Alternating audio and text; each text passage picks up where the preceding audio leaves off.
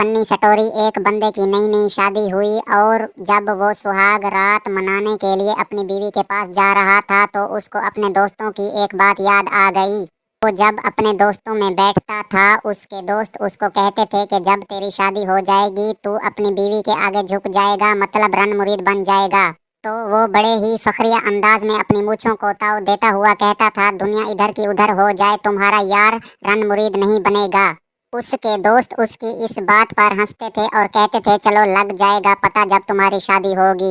उसकी बीवी बड़ी हैरान हुई कि घंटा हो गया है, ये दरवाजे पर ही खड़ा है, न आगे आ रहा है न पीछे जा रहा है, पता नहीं क्या सोच रहा है। खैर जब वो अपनी बीवी के पास गया तो बड़े गुस्से में जाकर बैठ गया और अपनी मूंछों को ताव देता रहा।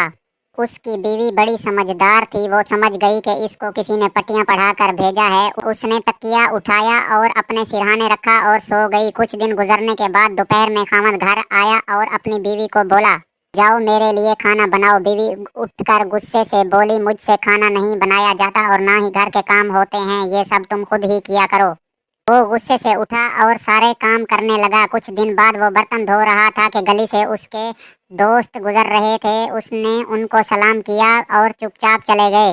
बाद में वो जब उनको मिला तो उन्होंने उसे कहा कि हमारी बात सच साबित हो गई, तुम अपनी बीवी के आगे झुक गए हो, यानी रन मुरीद बन गए हो। वो गुस्से से घर आ गया। आगे देखा तो उसके सास और ससुर आए हुए थे तो उसकी बीवी ने कहा कि जाओ इनके लिए चाय बनाओ। वो बोला, मैं नहीं बनाता, मैं तुम्हें तलाक देता हूँ, मैं अभी जाकर वकील से बात करके आता हूँ। वो वहां से चला गया और कुछ देर बाद आकर चाय बनाने लगा। बीवी ने पूछा, ये क्या, तुम तो मुझे छोड़ने वाले थे। तो आगे से खामन ने जवाब दिया कि जब मैं वकील के घर पहुंचा तो देखा कि वकील खुद झाड़ू लगा रहा है।